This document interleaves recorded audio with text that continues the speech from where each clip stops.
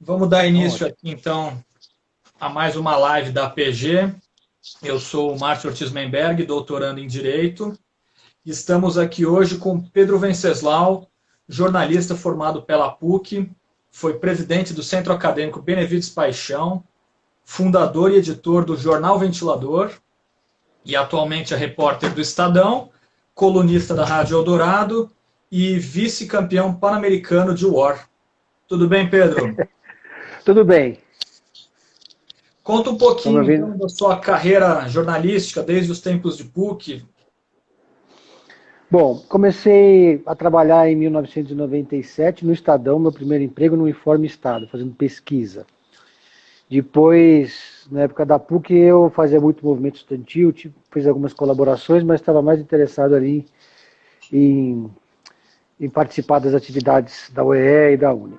Depois, fui trabalhar no Notícias Populares, cobrindo esporte. De lá fui para a revista Imprensa, onde entrei como estagiário e fui editor executivo, saí como editor executivo. Aí tive uma segunda passagem pelo Estadão, depois fui para o Brasil Econômico, onde fui colunista. Voltei novamente há 8 anos para o Estadão, onde estou até hoje cobrindo política e também fazendo comentários na Rádio Eldorado de séries e também de política. Então, a sua carreira é bem focada nessa área do jornalismo político, né? Exatamente. Exatamente. E, bom, hoje o tema, né, é um tema bem atual. A gente queria discutir com você um pouquinho como é que tem sido para o jornalismo, né, essa questão, como fazer a cobertura em tempos de Covid. Isso mudou um pouco a forma de fazer jornalismo? O que você tem sentido? Bom, primeiro, quando a gente fala em jornalismo em tempos de Covid, a primeira observação é que houve uma valorização do jornalismo profissional, né? Hoje as pessoas estão recorrendo mais aos jornais, aos portais, recorrendo menos às redes sociais e às fake news para se informar. E isso foi importante, porque a audiência dos portais de notícia cresceu muito, embora o faturamento esteja caindo vertiginosamente, o que levou a gente a ter uma redução de salário. Quase toda a categoria teve uma redução de 25%, isso aconteceu na Folha, no Globo, no Valor Econômico, no Estadão e nas principais emissoras de televisão. Então, esse é um aspecto positivo. Com relação à cobertura propriamente dita, como a maioria de nós está trabalhando em casa, a gente na cobertura de política perdeu aquele contato com as fontes, aquele famoso cafezinho, aquela cobertura mais do dia a dia, exceto no Palácio do Planalto, onde estão os jornalistas hoje que mais sofrem, né? Porque eles ficam ali sendo submetidos diariamente a um ritual de humilhação do presidente Jair Bolsonaro, que leva sempre uma claque de apoiadores bolsonaristas, todos sem máscaras, inclusive o próprio presidente, para ficar ali fazendo insultos aos jornalistas e quando eles fazem a cobertura. Tanto é que alguns veículos já decidiram que não vão mais participar dessa cobertura do chamado puxadinho ali no Palácio do Planalto. E é uma relação complicada, porque em todos os presidentes que passaram pelo Brasil desde o Collor, você tinha uma relação mais institucional e mais republicana com o Palácio do Planalto. Então é uma relação de fonte que você vai construindo em vários ambientes ali do poder, e havia um respeito à liturgia do cargo que hoje não existe mais. O bolsonarismo é extremamente fechado e também não é confiável, porque as informações que saem de lá geralmente são informações enviesadas. E o bolsonarismo, ele insiste em desqualificar o jornalismo profissional e, em detrimento do jornalismo profissional, eles patrocinam ou politicamente ou mesmo financeiramente esses blogueiros que, na verdade, são uma milícia digital.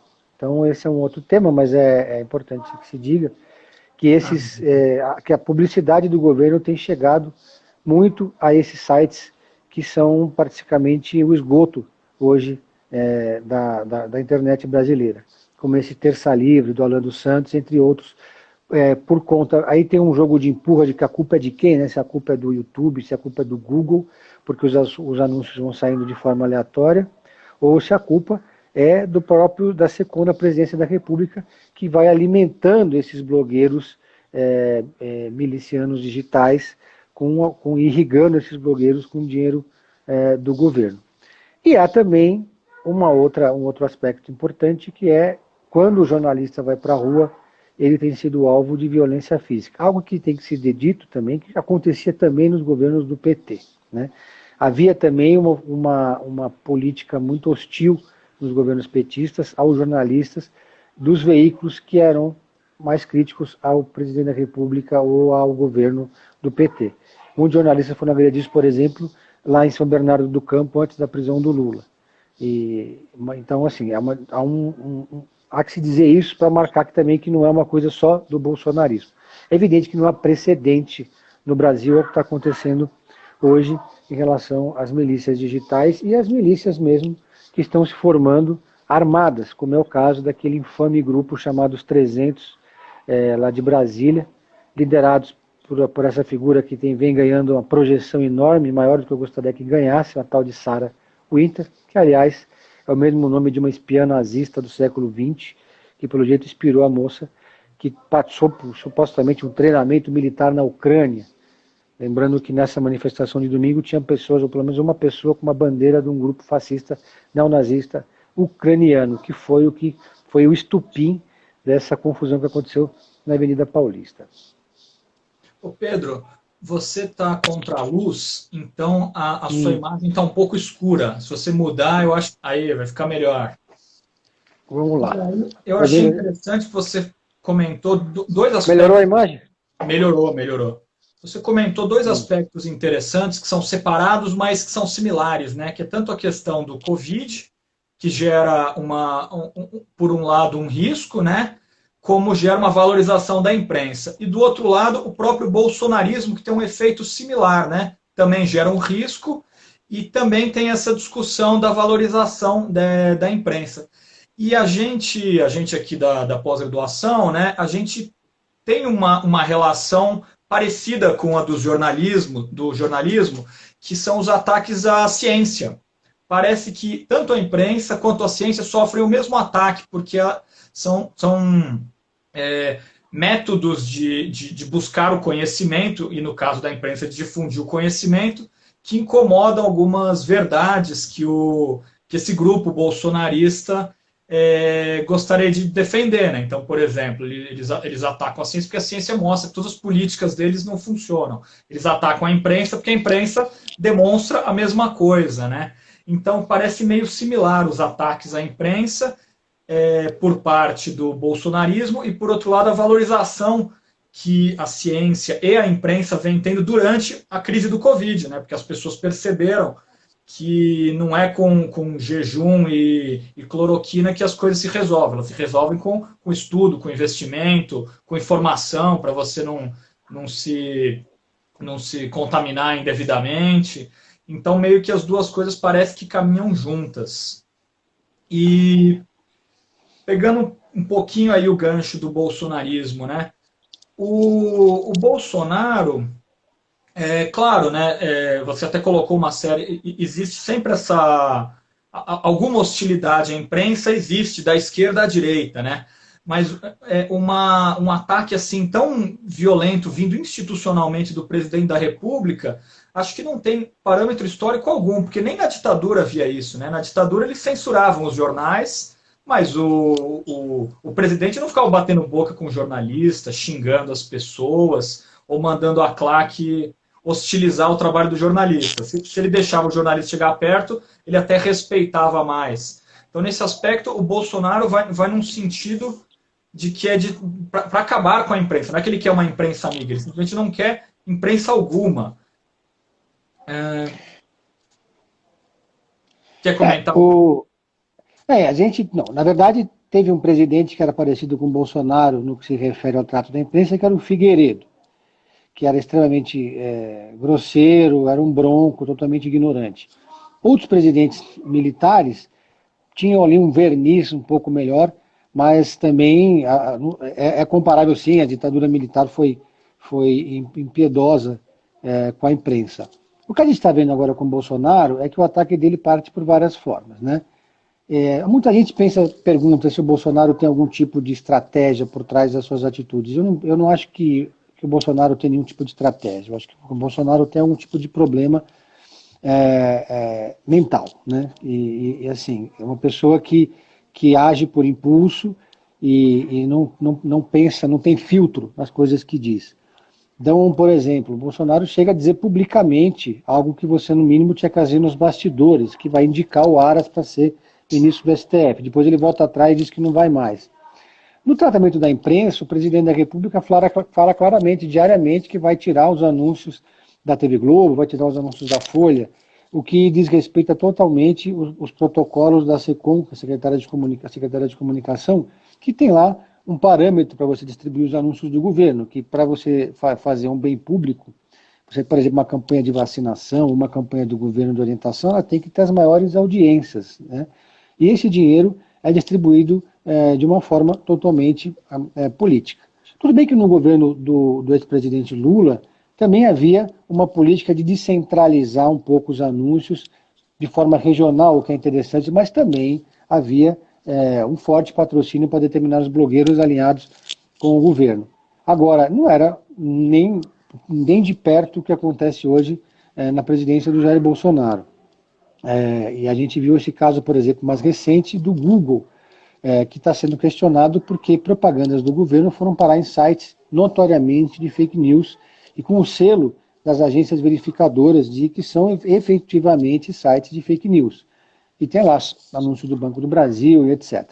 Também nunca houve tanta ingerência do presidente da República no microgerenciamento de questões como que tipo de anúncio a Caixa, o Banco do Brasil vai fazer, se tem trans ou se não tem trans. Que foi o que aconteceu recentemente.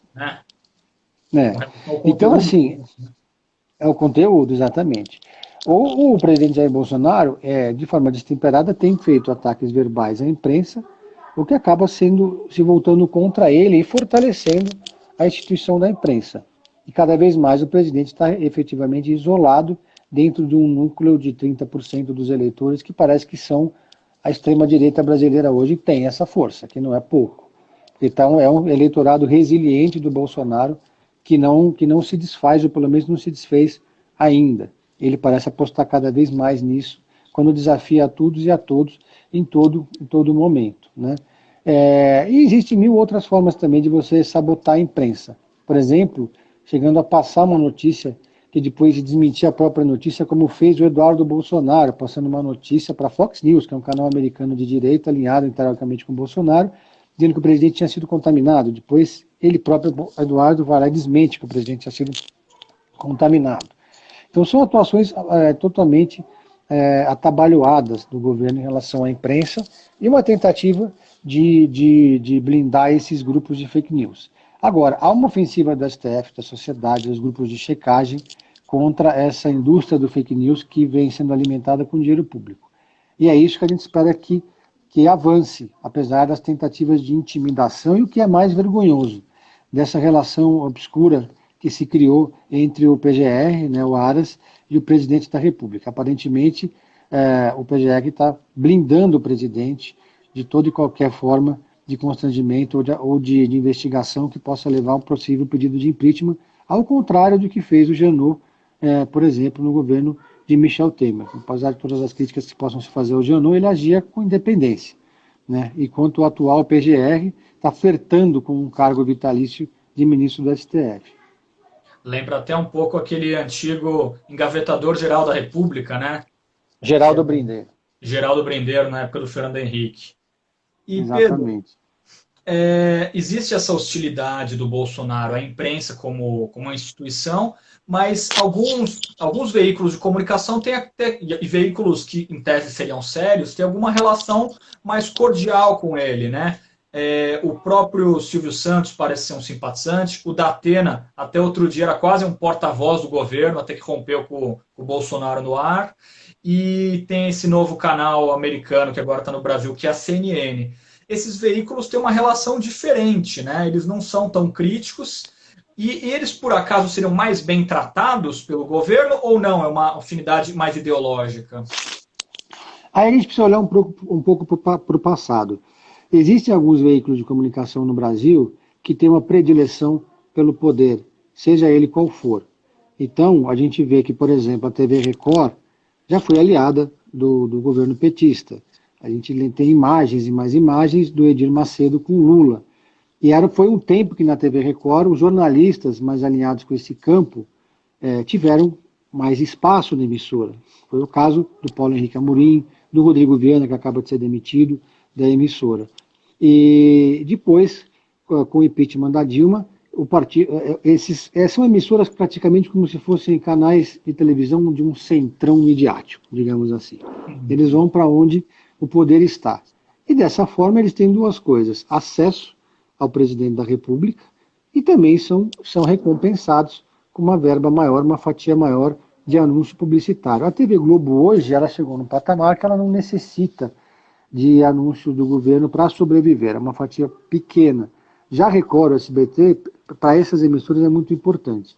O Silvio Santos, quem não se lembra, criou aquela Semana do Presidente, foi aliado de todos os governos militares e agora, inclusive, acabou com o principal programa de jornalismo do canal, justamente para acabar com qualquer possibilidade de notícia negativa contra o presidente da República. E a única forma de você blindar o presidente hoje de notícias negativas é você acabando com o telejornal, porque não há notícias positivas desse governo. Então, o Silvio Santos ele é escancarado, é uma decisão absolutamente enfim, aberta. Na TV Record também, claramente, a emissora é a emissora sempre escolhida pelos Bolsonaro para passar os seus recados em TV aberta, e geralmente as entrevistas elas acabam sendo mais amigas do que de outras emissoras. E a CNN ainda está numa fase probatória. A CNN tem feito coberturas críticas, sim. A CNN, por exemplo, apresentou aquela entrevista que praticamente derrubou a Regina Duarte, em que ela foi exposta a perguntas de dois grandes jornalistas, né? Um deles a Daniela Lima, que foi do Roda Viva, uma jornalista bastante independente. Agora, em outros momentos, quando você assiste uma cobertura, por exemplo, como foi as manifestações desse final de semana, a gente vê que não há um equilíbrio tão grande quando você mostra os dois lados. Faltou, por exemplo, um pouco de crítica quando você vê que a Polícia Militar, que tem um grande número de bolsonaristas na sua base, ela decidiu atacar só um dos lados e preservar o outro, sendo que o outro lado tinha uma pessoa com uma bandeira nazista, o que é considerado crime. Então essa é uma discussão que está acontecendo hoje dentro desse escopo, né, da Polícia Militar. A CNN teve bons e maus momentos na cobertura, né? Muita gente especula e tem muito fake news pelo fato do Douglas Tavolaro, que é o presidente da emissora, ser oriundo da Record. Mas hoje já não há mais nenhuma relação entre a TV Record e a TV CNN. Eles até tiraram o Gotino agora da CNN e levaram de volta para a Record. Há ali uma disputa comercial. Agora, o dono da CNN é um empresário da área da construção civil, que ficou rico com o programa Minha Casa Minha Vida, que também sempre apoiou todos os governos, tomava cachaçinha com Lula, pode tomar cachaçinha com quem for que estiver no poder, e ele hoje é um empresário que não tem nenhum entusiasmo em fazer uma cobertura mais crítica em relação ao governo. Os jornais impressos, tanto o Estadão quanto a Folha, estão com uma posição absolutamente crítica em relação ao presidente da República, e até a revista Isto É, que sempre bandeou para o lado que estava no poder. Era impressionante a capacidade da Isto É, da flexibilidade da sua linha editorial, agora está indo para cima do governo do presidente da República. Há uma espécie de grande consenso midiático dos principais veículos de criticar esse governo por conta das suas posições responsáveis em relação ao isolamento social, em relação à política externa e a tudo mais. E eu acho que aquela reunião fatídica e medonha do governo, do presidente com seus ministros, aquela ajudou a reforçar e a azular mais ainda o presidente, porque quem em sã consciência apoiaria uma reunião daquela, uma reunião parece distópica. O presidente da República ficou horas reunido com os ministros e praticamente não falou a palavra Covid-19. Né? Ô Pedro, eu tinha comentado a questão da CNN, né, porque chama a atenção. Claro, agora você pontuou que existe um outro lado, né? Porque a CNN, se a gente for pegar uma similaridade do Bolsonaro com o Donald Trump, né, o presidente americano, a CNN é um dos canais mais críticos e mais atacados pelo Donald Trump. Tem até aquela cena célebre que o Trump quis dar uma bronca no jornalista e os demais jornalistas tomaram a defesa dele, reconhecendo que ele era um grande jornalista e estava fazendo o trabalho dele, né? E realmente na cobertura ali das manifestações de ontem ficou até estranho. Havia um comentarista da CNN que tentava encontrar motivos para as torcidas organizadas estarem pedindo democracia, né? Atribuindo desde corte de verba de futebol até coisas mais estapafúrdias, um determinado comentarista que eu nem lembro o nome. E um comentário aqui que das pessoas que estão assistindo fez, ele perguntou o seguinte: será que não demorou um pouco para os jornalistas terem uma reação a esses ataques que o Bolsonaro estava fazendo? Porque essa história do cercadinho parece que já é de algum tempo, né? Que fica ali uma milícia hostilizando, às vezes escolhem alguns veículos, acho que a Globo e a Folha são alvos prioritários, mas há sempre um assédio indevido, né? Não é um assédio crítico, é um assédio para constranger e impedir os jornalistas, né? Tanto na rua, mas principalmente ali no cercadinho. E até lembrando da história do Figueiredo, né? Tem aquela cena famosa que todos os jornalistas, todos os repórteres que cobriam o Planalto na época da ditadura colocaram suas câmeras no chão quando o Figueiredo passou, e o único que tirou a foto foi exatamente para registrar o protesto, né? E não registrar o presidente. O que você acha disso? Os jornalistas estão se organizando agora? Eles estão começando a reagir mais? Ou ainda falta um pouco a categoria precisa se unir mais? Olha só, primeiro falando sobre esse aspecto da CNN que você falou no começo, é importante lembrar que a CNN ela é uma franquia de uma empresa sediada nos Estados Unidos, e como toda franquia ela tem que seguir uma espécie de manual, há um conselho que responde aos Estados Unidos e que fiscaliza justamente isso, a relação da emissora no país com o governo.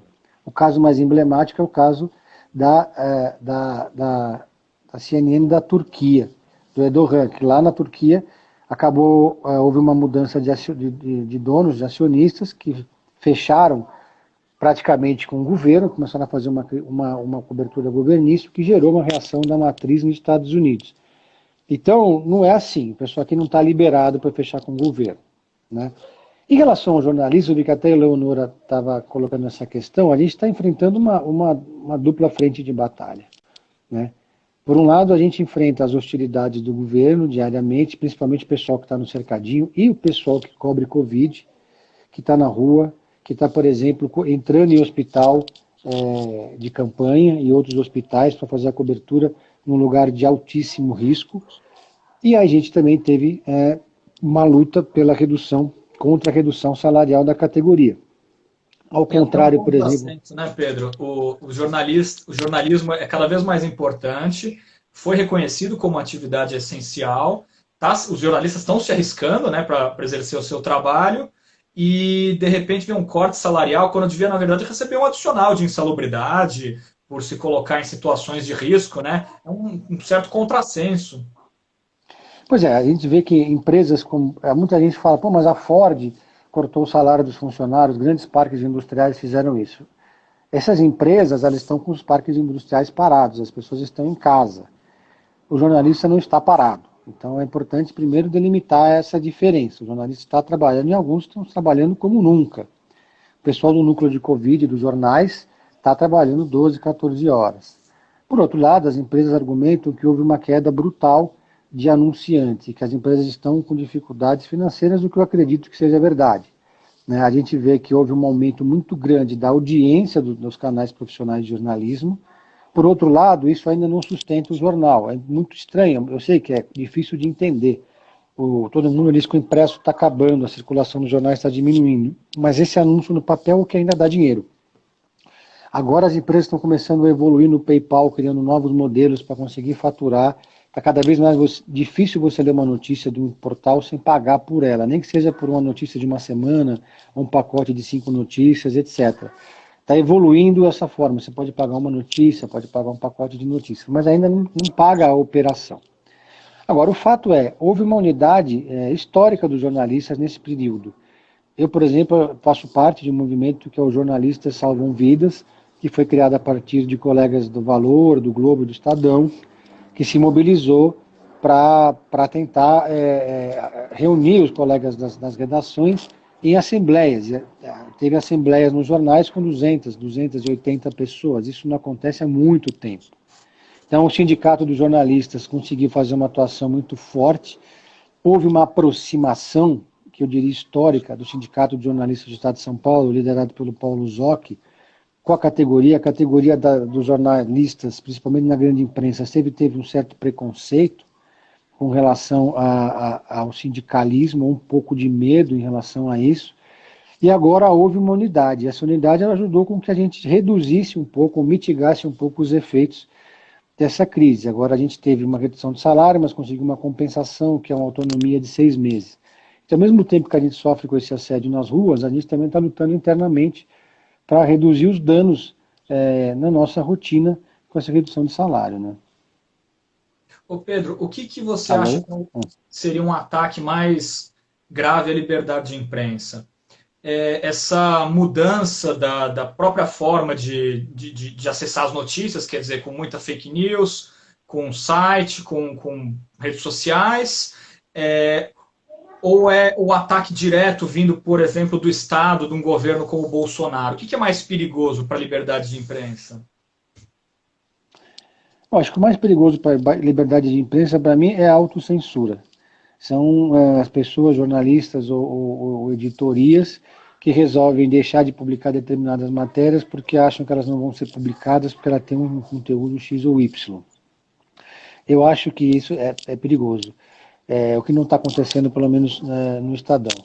O outro ataque à liberdade de imprensa é você impedir o acesso dos jornalistas às fontes, ou você criar uma barreira sanitária violenta de você conseguir chegar e falar com o presidente da República. Falar com a República tem que ser alvo de ataques de assédio moral, que é o que o presidente da República e os seus ministros fazem diariamente. Quer dizer, é um governo descontrolado que ataca também o STF, o Congresso Nacional, mas também ataca a imprensa.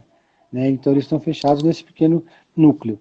E essa tentativa também de asfixiar financeiramente os jornais e os veículos de informação, sobretudo os veículos menores que têm mais dificuldade de caixa para conseguir manter a sua operação.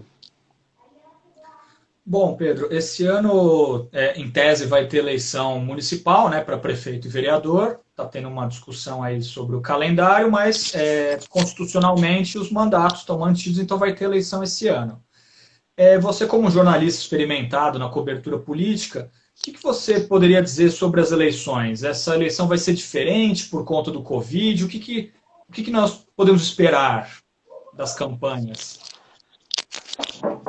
Olha, basicamente o que a gente vai ter nessa eleição municipal é uma eleição relâmpago, que vai acontecer sim esse ano. Né?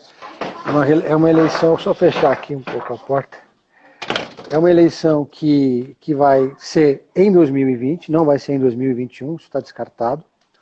É uma eleição que não vai ter os seus rituais tradicionais, as convenções partidárias vão ser feitas pela internet.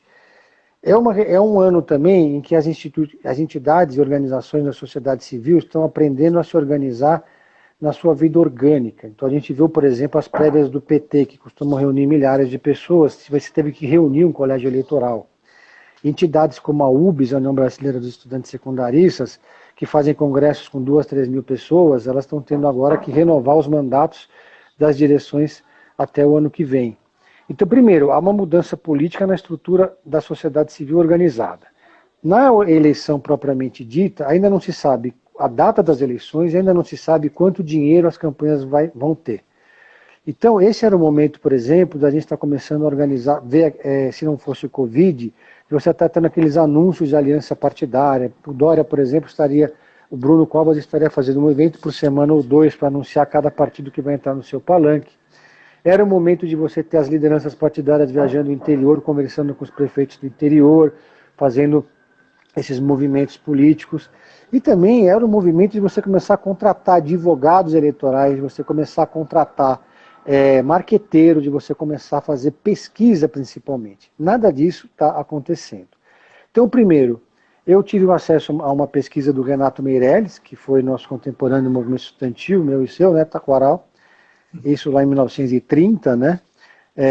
E o Renato Meirelles disse que vai ser essa eleição, ao contrário do que muita gente disse, não vai ser a eleição da internet, porque os planos de internet do brasileiro hoje, em 80% dos casos, eles terminam antes do prazo.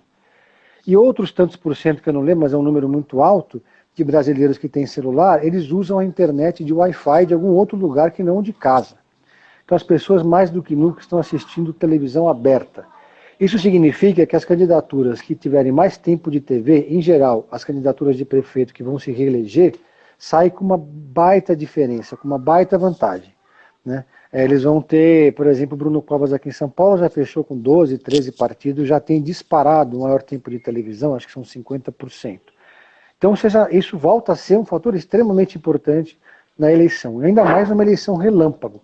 A gente não vai ter mais aqueles grandes atos, carreata, passeata, visita à periferia. Então fica muito difícil para um candidato como o do PT, por exemplo, Gilmar Tato, que tem muita força na periferia, ter que se comunicar com o seu eleitorado pela internet, porque a maioria do seu eleitorado tem um pacote reduzido, né? E também, então isso primeiro vai favorecer quem tem máquina. Não tem jeito, essa vai ser a eleição da máquina e vai ser também a eleição da televisão, né? Pedro, você, mudando um pouquinho de assunto, mas pegando um gancho lá de trás, né? A gente viu aquela reunião horrorosa do Bolsonaro com os seus ministros, e essa reunião ela se tornou pública porque o ex-ministro Sérgio Moro utilizou ela como justificativa, né, para denunciar o governo. Agora, o ministro Sérgio Moro passou aí esse tempo todo no governo, né, se beneficiando de algumas práticas, e aparentemente ele começou a repudiar essas práticas, né? A própria discussão sobre o diretor-geral da Polícia Federal era um homem, anteriormente era um homem de confiança dele, do Sérgio Moro, que apurava aquela investigação dos hackers que envolvia um suposto crime do próprio Sérgio Moro, e ele em nenhum momento se sentiu constrangido de estar naquela posição. Mas, de repente, do dia para a noite, ele achou aquilo um absurdo que o Bolsonaro queria controlar. Fica, pelo menos para alguns de nós, uma impressão de que há uma certa hipocrisia, que, na verdade, o Moro fez um cálculo político, que ali seria o melhor momento para ele abandonar o governo, porque o governo, a popularidade dele estava ruindo, o Mandetta, que não era exatamente uma pessoa muito popular, tinha dado um forte golpe no bolsonarismo, e que se o Moro continuasse, ele seria arrastado junto pela lama. E aí, com isso, ele saiu, aproveitou para sair do governo. Mas os partidos políticos não têm batido muito nessa linha. Você acha que há uma certa adesão ao Moro? Olha, na verdade, houve um processo de desgaste de estrutura do Moro que culminou nesse episódio da Polícia Federal. Então, na verdade, que foi uma coisa de uma hora para outra. O Moro aceitou certas situações, ele chegou até onde deu, né? Sempre tentando contornar a situação com o presidente da República. Agora, essa situação foi uma situação limite de um presidente, de um ministro da Justiça que veio vendo seu cargo ser esvaziado, perder prerrogativas, perder o COAF, de repente começou a ser pressionado pelo presidente para ter interferência na Polícia Federal. Eu acho que nesse momento o Moro olhou e viu que ele tinha duas opções: ou engolir o sapo para tentar conseguir uma vaga no STF, e aí o que comprometeria a sua biografia, ou ser jogado para a raia eleitoral, que foi exatamente o que aconteceu. O Bolsonaro jogou o Moro na disputa eleitoral e arrumou, com isso, o seu mais forte adversário no campo da direita. O maior adversário do Bolsonaro em 2022 não vai ser o Lula, vai ser o Moro, porque o Moro vai quebrar o eleitorado da direita em dois, né?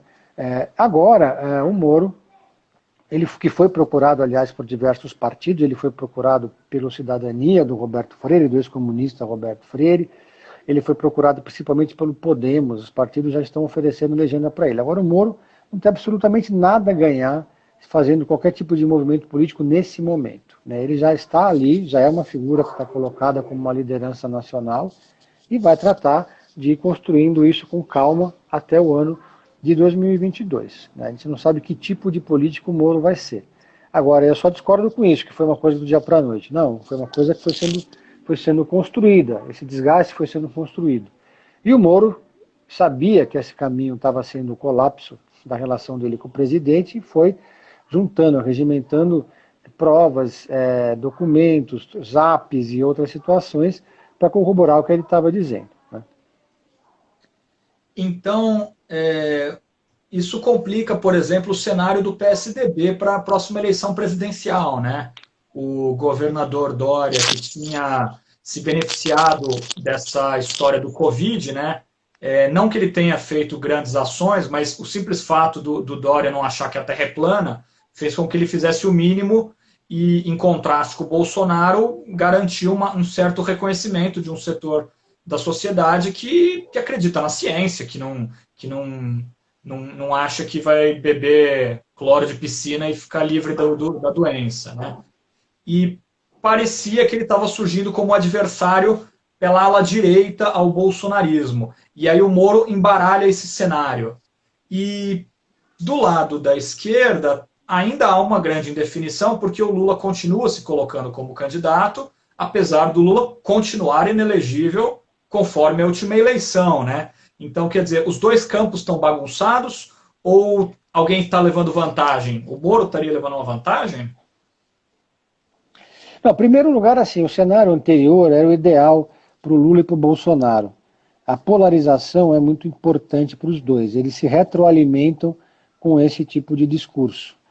O Bolsonaro falando do perigo do esquerdismo e o Lula falando do perigo do reacionarismo fascista. Então estava muito confortável para os dois nessa situação. Aí a gente vê surgir, aí no campo da direita, primeiro assim, política é nuvem, assim, qualquer previsão agora é uma previsão precipitada, muita coisa vai acontecer.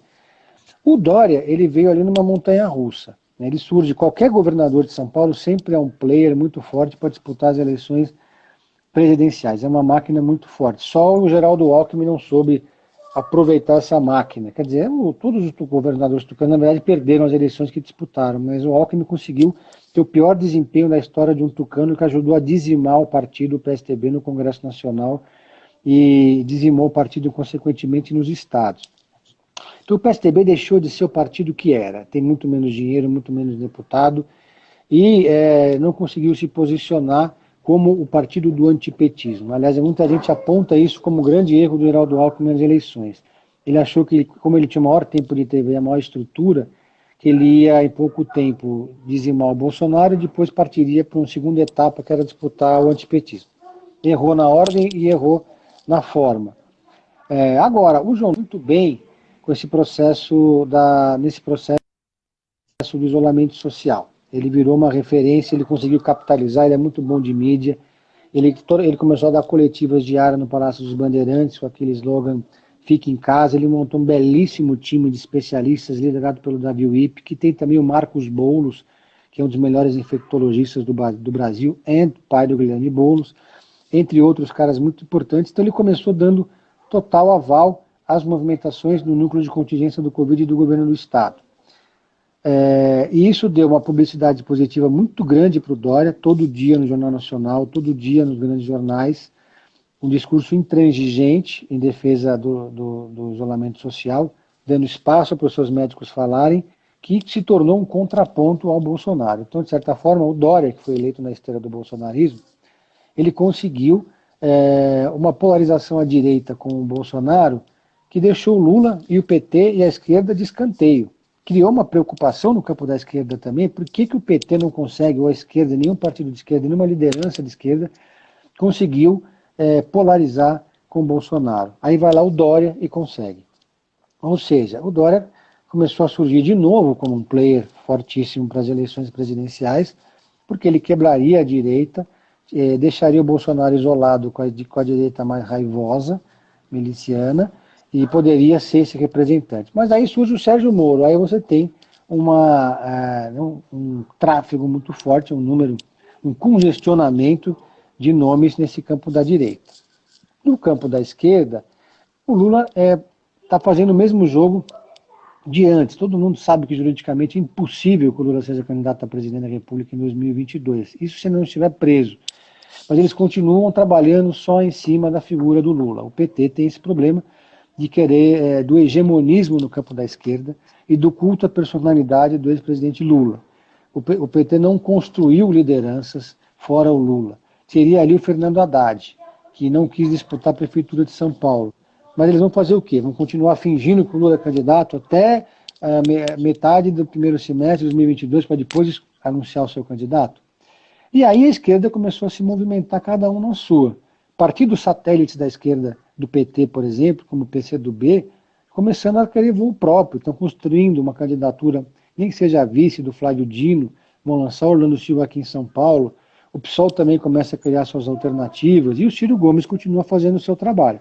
Mas é como o Lula disse recentemente, está cada um trabalhando na sua, sendo que não há nenhuma tentativa concreta de você unificar esse campo na tentativa de uma candidatura só. Mas pode ser que surja esse nome até lá. A gente não pode descartar um Luciano Huck da vida, por exemplo, ou um outro salvador da pátria, que de repente surja um ano antes da eleição e comece a galvanizar pedaços ou franjas desses dois lados. Né? Ô Pedro, e com relação às eleições municipais, né? Você citou aí alguns candidatos, né?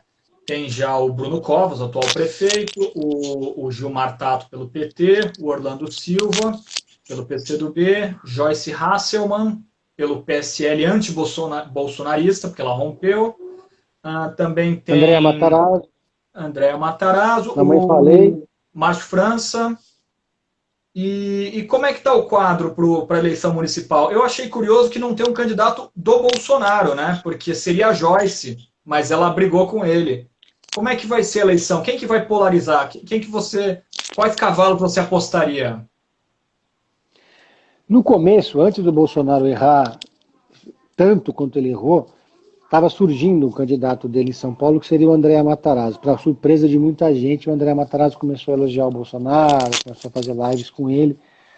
Houve o início de um namoro aí patrocinado pelo Paulo Scaff, que hoje é um aliado de primeira hora, é o principal aliado do Jair Bolsonaro aqui no estado de São Paulo, já está de malas prontas para ir para o partido do Bolsonaro, Aliança pelo Brasil, pelo qual ele pretende disputar o governo do estado em 2022. No campo da esquerda, muita gente ficou perplexa com a escolha do Gilmar Tato para ser o candidato a prefeito de São Paulo por uma margem de 14 votos. 14 votos. O outro candidato era o Alexandre Padilha, né, ex-ministro da Saúde, que já disputou cargo majoritário, é muito mais eloquente do que o Gilmar Tato e teria alguma chance eleitoral, ou pelo menos mais chance que o Gilmar Tato. Então o PT, na prática, o Gilmar Tato foi nosso colega lá na PUC, né? Gilmar Tato fez direito na PUC, não sei se ele se formou, mas ele chegou a estudar direito na PUC. Então, o Gilmar Tato, ele tem hoje o controle da máquina partidária por conta de uma região muito grande, chamada Tatolândia, no sul da capital, e que eles conseguem eleger até 3 vereadores ao mesmo tempo numa eleição, delimitando e dividindo a cidade em 3. Agora, ele foi 7º colocado na eleição para senador em São Paulo, um resultado pífio. Quer dizer, é uma candidatura que nem marca posição direito. Quer dizer, a Marta Suplicy, por exemplo, diz que topava ser vice do Haddad, poderia até conversar com o Alexandre Padilha, mas com o Gilmar Tato não tem conversa. Então pode ser que até as convenções, que ninguém sabe ainda quando vão acontecer, que o Lula faça uma intervenção, porque o curioso é que dessa vez o Lula não se meteu. Ele literalmente deixou o partido cometer um araquiri ao escolher o Gilmar Tato, uma candidatura que dentro do próprio PT é fortemente conquistada, foi uma prévia que deixou marcas e mágoas, e dificilmente você vai ver outras figuras disputando ou engajadas na campanha do Tato. Até a candidatura do Eduardo Suplicy seria muito mais competitiva do que a do Gilmar Tato. O PT, como eu disse antes, é um partido hegemonista, então jamais cogitou abrir mão da cabeça de chapa para apoiar outro candidato mais forte, como seria, por exemplo, a Marta, hoje filiada no Solidariedade, como seria, por exemplo, o Márcio França, ou fazer uma aliança com o PSOL, por exemplo. Então, o próprio Lula já reconheceu em reuniões do PT que a candidatura do partido hoje está emparedada. O Gilmar Tato está emparedado entre o Márcio França, que é uma esquerda mais light, centro-esquerda de um lado, e a chapa Guilherme Boulos-Luiz Erundina, que é uma chapa muito interessante para o campo da esquerda. Guilherme Boulos é um ex-presidenciável, Erundina foi prefeita da capital, tem uma força muito grande na periferia. E o Guilherme Boulos aparece pontuando muito bem nas pesquisas de intenção de voto. Aí surge o Márcio França, que venceu a eleição para governo do estado na capital, foi governador do estado, tem uma grande rede de apoiadores, está conversando com a Marta Suplicy, que pode ser a sua vice, com um acordo tácito de que ele deixaria a prefeitura para disputar o governo do estado em 2022, a Marta assumiria a prefeitura. Seria um acordo. Então, no campo da esquerda, a gente tem basicamente esse cenário, né? Aí, no campo da direita, digamos assim, você tem o André Matarazzo, que vem pelo PSD, é um partido que tem dinheiro em caixa, que tem algum tempo de televisão, porque eles são donos da quarta maior bancada, e o André Matarazzo é uma figura forte, porque ele foi secretário das prefeituras regionais, foi vereador, foi candidato a vice da Marta Suplicy. Você tem aí umas candidaturas como, por exemplo, do Felipe Sabará, que faltou você dizer, que pode surgir aí o candidato do Novo, que é um partido de direita embalado a vácuo, mas que consegue seduzir muita gente com aquele tipo de diálogo de que laranjinha, bonitinho e tal, né? Aí você tem a candidatura que, para mim, é a mais forte hoje, que lidera as pesquisas de intenção de voto, que é a do Bruno Covas. O Bruno Covas ainda não escolheu seu vice, ou a sua vice. Pode ser a Mara Gabrilli, ou pode ser, por exemplo, a Marta Suplicy. Como eu disse antes, o Bruno Covas ele já tem 12 ou 13 partidos, sendo os maiores, então ele já tem uma tremenda estrutura, tem a máquina na mão, e lidera as pesquisas de intenção de voto. Aí você tem o Mamãe Falei, que saiu pelo Patriotas, que é uma candidatura que não deve ter 1 ou 2%. O Orlando Silva correndo sozinho no campo da esquerda, porque o PCdoB pela primeira vez não vai ser satélite do PT, porque eles precisam conseguir eleger pelo menos um vereador, agora que a gente não tem mais a aliança na proporcional. Então é uma candidatura que vai tirar mais um pouquinho do chão da esquerda. E o Márcio França, aliás, vale dizer, já fechou com o PDT do Ciro. Então ele já tem ali uma estruturazinha mais interessante, com o apoio do Ciro Gomes e, eventualmente, o apoio da Marta. Seria, para mim, a candidatura mais forte do campo da esquerda. E eu vejo aí a candidatura do PT completamente isolada nessa eleição por escolha própria, né? Ô Pedro, antes da gente já ir se encaminhando para o final, né, eu queria só fazer um comentário. Hoje saiu no Globo, né, um gráfico explicando a adesão do Centrão ao Bolsonaro, né, que alguns partidos do chamado Centrão estão aderindo ao Bolsonaro, então surgiria um novo Centrão com partidos do Centrão que não aderiram ao Bolsonaro. Então, uma primeira pergunta é, agora que o Centrão aderiu ao Bolsonaro, a gente pode voltar a chamar eles de direita, que era a posição ideológica mais coerente que eles? E veio uma pergunta aqui da Cris. A Cris perguntou o seguinte: o jornalismo comunitário e as redes sociais das pessoas são uma saída, um futuro da imprensa? Não, eu acho que o jornalismo comunitário e o jornalismo de nicho, eles cumprem um papel importante de mobilização dos movimentos sociais. Eles atuam como uma espécie de elo orgânico para manter viva essa cadeia de atuação, de ativismo. Mas eles não cumprem um papel de jornalismo enquanto informação. Por exemplo, eu tenho sérias reservas ao jornalismo da mídia ninja, por exemplo. Gosto muito, por exemplo, da agência pública. Mas todo jornalismo que age de maneira engajada, militante, politicamente falando, eles perdem a credibilidade enquanto jornalismo de informação. O jornalismo engajado, ele tem um espaço para dizer isso, que é o editorial. Mas alguns veículos, eles estão lutando por uma causa. E a causa deles não é informação genérica para a sociedade. Eu acho que eles cumprem um outro papel, né? Eu acho que existem veículos importantes no campo da esquerda que informam jornalisticamente bem, como é o caso da Fórum, por exemplo, do meu amigo Renato Rovai. Mas outros veículos, como, por exemplo, aquele Cafezinho, eles têm uma pegada muito militante. Então, eles estão pregando para convertidos e cumprem o papel de manter viva e vibrante uma certa base do campo da esquerda. Mas eles jamais vão ser levados a sério, tanto veículos da direita como da esquerda, que estão engajados demais numa bandeira, como veículos de informação propriamente dito, né? Então, acho que, e apesar dos, claro, obviamente, os grandes veículos também têm as suas predileções, que a gente sabe quais são. Mas esses grandes veículos, eles têm 200, 300 jornalistas trabalhando lá dentro. Você tem uma operação de fazer a notícia chegar até a pessoa que começa com o repórter apurando, são repórter sérios, passa por uma reunião de pauta, passa por um editor. E é lógico que ali, na hora da edição final, pode haver um tipo de escolha, mas o leitor está sabendo qual é a linha editorial de determinado jornal e que a cadeia de produção envolve bastante gente, né? Qual foi a outra pergunta? Não, outra pergunta é uma provocação ao Centrão, que na verdade O sempre foi um Centrão. grupo de partidos à direita, né? E chamados de Centrão, acho que em uma homenagem à Constituinte, que tinha aquele grupo de Centrão. O Centrão não é de direita nem de esquerda. O Centrão é o famoso farinha pouca, meu pirão primeiro. É um grupo de um grupo de partidos e políticos que se unem de forma absolutamente oportunista para conseguir montar uma rede de cargos nos estados que garanta a reeleição e a sua própria sobrevivência e assim por diante. Quem apostou em se aliar com o Centrão, por exemplo, não, na verdade o presidente Michel Temer conseguiu essa aliança, mas era uma outra circunstância. O Centrão também tem um faro muito bom para desastres políticos, né? Foi o que aconteceu com a Dilma, por exemplo. Se o Centrão pega o cargo agora, mas se eles sentirem que o governo está naufragando, eles largam ali na frente. Não há segurança concreta em qualquer tipo de relação com o Centrão. O que me surpreende no Centrão é algumas lideranças como Paulinho da Força, que é presidente de uma central sindical que é das maiores do país, fechado com o governo Bolsonaro e apoiando medidas contra os trabalhadores. É muito impressionante o que acontece ali. A UGT também, que é uma outra entidade muito ligada ao PSD do Gilberto Kassab, também começa a aderir a bandeiras que são contra as bandeiras da classe dos trabalhadores ou dos sindicalistas hoje em dia. Eu só vejo a CUT hoje como uma entidade sindical realmente séria, tem uma ligação com o PT, tem uma coerência política independente de qual seja o governo, né?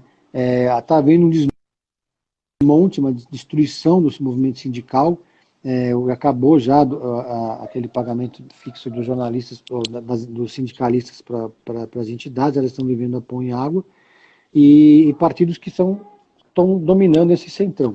Agora, aquilo ali é uma geleca política, né? Agora você pega e joga ali o Aleluia para comandar uma entidade, ou o Marum para ir para outra, quer dizer, é muito impressionante. E eu acho que a esquerda também não está conseguindo desconstruir a narrativa dos bolsonaristas que lutaram tanto contra o Centrão, falaram tanto e agora começam a mudar o discurso e fica por isso mesmo, né?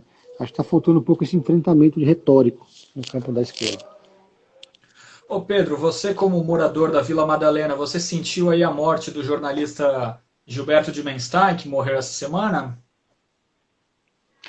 Senti muito, né?